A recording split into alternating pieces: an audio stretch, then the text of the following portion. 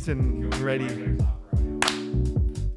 Well, hey everyone. Welcome Hi. to The Corner. This is Jason and Chris, not in our long-term set, just to No. create some excitement for what's ahead. Next week, we start practicing the way together.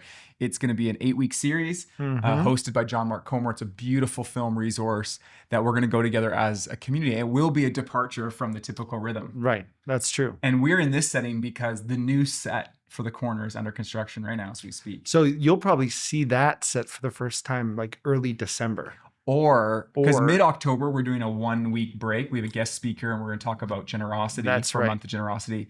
It'll probably be back in a place like this, a temporary place. Yeah. But December, there'll be So a whole new setup We're for The Corner. building hype and suspense for the reveal in December. And that's one of the things that you do best is build both hype and suspense. Yeah, people have told me that. It's one of my gifts. But here we are. We're doing a short series together as a church called The Church Gathered, The Church Scattered. Mhm. And it's been fun for That Chris was, and I. by the way, that wasn't a peace sign. It was just a 2-week series. Oh. It's fun. If they were wondering. But also, peace be with you. Yes. And we're doing 2-week series on the church gathered, the church scattered. And really this reflects two primary modes that the church always finds herself in the city of Vancouver. There's the church gathered. We see that on Sunday mornings all across the city, all around the world. The church gathers. And that's an essential part of the identity and life in the church. But then the church is also a people scattered, pressed into every like kind of nook and cranny of a city for the well-being of the city and the glory of God, and even part of our own formation as followers of Jesus. And so how we've done it is Chris has been able to teach in both Strathcona and in North Van 1 week after the other on the church scattered. Yes. And I got the opportunity to talk about the church gathered. And so I thought what we could do is just maybe share a short summary of what we leaned into. I would love to. And then throw it back to you for discussion. The main goal for small groups is that there'd be a place to connect meaningfully together, grow together, and part of that growing is to take time to reflect on the thoughts and questions that come to mind as you experience the sermon from Sunday, but also wrestle with what that means for your life. The passage we looked at was from the prophet Jeremiah, chapter 29, and the letter he wrote to Jewish people living in exile in the city of Babylon. And the people were anxious to leave. And some false prophets said, "You are going to be leaving." But Jeremiah wrote to them and said, "No, you're actually going to be there for a while. And the question's not when you get to leave, it's who do you get to love?" And there was a call in that passage to plant yourself in the city you're in, even if it feels like Babylon, even if it feels inhospitable, plant yourself there and seek the peace and prosperity of the city. Pray for it, serve it, love on it. If it prospers, so will you. And I took that as an invitation to our community as well, to plant ourselves in the cities we live in and to, as a people, seek the good of the city, love the city, serve the city, that we're not a people who gather just for ourselves, but also for the sake of others. And so I talked about two things. I talked about learning to love the city, cultivating the heart of Jesus for the city. And then I talked about our work, our 9 to 5, being part of the ways in which God brings renewal and blessing to the city. And what you do for your work matters to God. Yeah. It matters to you.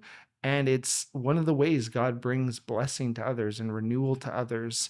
And it's one of the ways God's kingdom breaks into the arts and education and government and policy making. And the idea I kind of shared, and I'll just pivot to you, but was, hey, gathering together, it's crucial. It's beautiful for reasons you'll talk about, but it's not the primary means that God will transform a city. It's actually through pressing his people into every nook and cranny, to use the language you use, of the city, where they bring the character of Christ, they bring the presence of God into those spaces and those spheres. And that's been true historically, and I think it's still true today. We use the language of pressed in because of the metaphor that Jesus uses in the Sermon on the Mount, which is, he says, you are the salt of the earth. And salt was used to prevent decay. You would pack like fish you just caught with salt or whatever it might be, and it would preserve it from decay. And so when we talk about this pressing, it's that God uses his people filled with his spirit, he presses them into the city. And what's interesting is if we use the metaphor of salt, sometimes we think that like the way in which the church, and I don't know if I've floated this metaphor past you, so you can help me work out if it's good. Let's see how it goes. Is like salt block thinking, like the church gathered is like a block of salt, and it's like you drop a block of salt and hope that the whole city somehow benefits from it. Right. But like that's not it. It's like the way we're pressing the city is not as a gathered people. It's that scattered people. Like he's pressing us into every part of it. Yeah. And so it's like we're not meant to be a salt block hidden away, just one block of salt. Yeah. Hopefully sort of changing the, I don't know.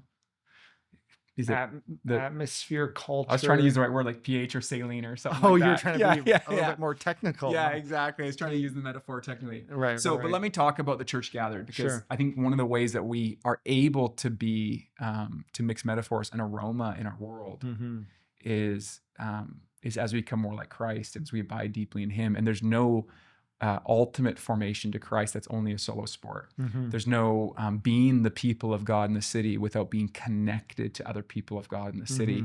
And so actually from the history of the church from the very beginning, and even before, like the Christian faith comes out of the Jewish faith. Jesus was Jewish. The people of God have met weekly. And then even we see in the New Testament, beyond even the weekly gatherings, like regularly in each other's homes, the church intentionally gathering. Kind of like what they're doing. Which is beautiful. This is part of the church gathered. And what I wanted to do on Sunday was to try to put meaning into what we do when we gather on Sunday.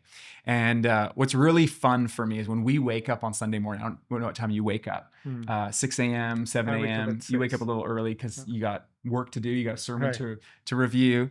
And when Chris wakes up at 6 a.m. on Sunday morning, the church in Australia has gone to bed after a day of worshiping God. Like all over the world, for like across all the time zones, the people of God are gathering. Big churches, small churches, Pentecostal churches, Catholic churches.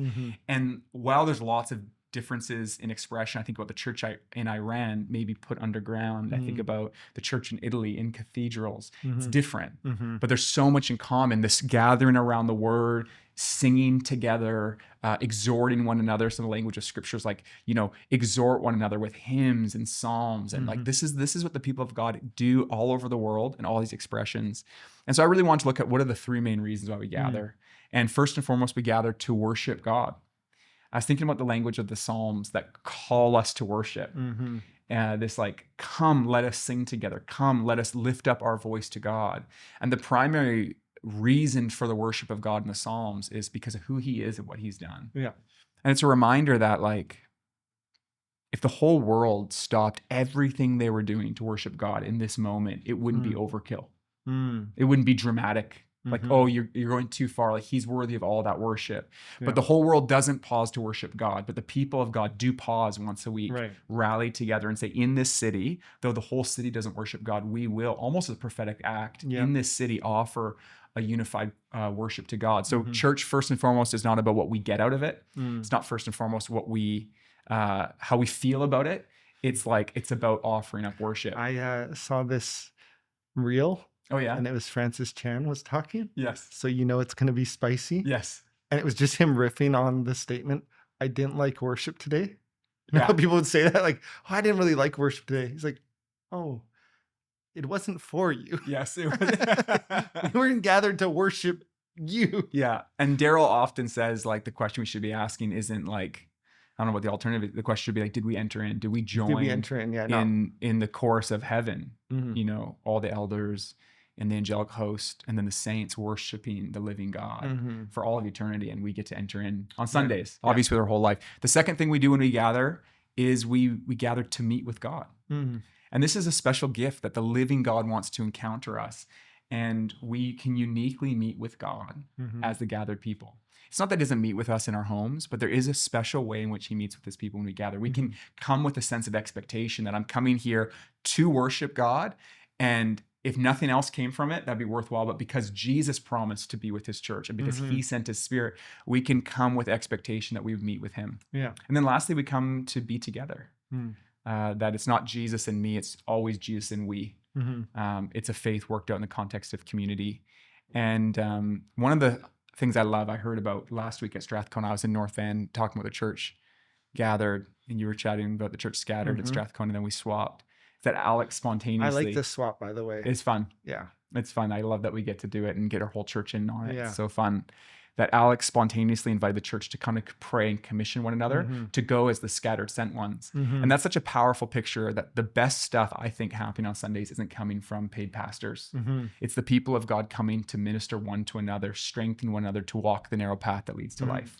That's interesting about church gathered and also church scattered. Like once you really believe in the church scattered, the church sent and scattered, the most meaningful ministry isn't happening on a stage or on a church website or is like organized by leaders. It's happening as the people of God are on mission and sent out from the church gathered into their spheres of influence.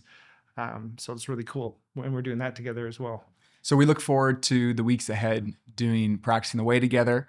But for this week, we want to make space for you as a small group community to reflect on these ideas of the local church.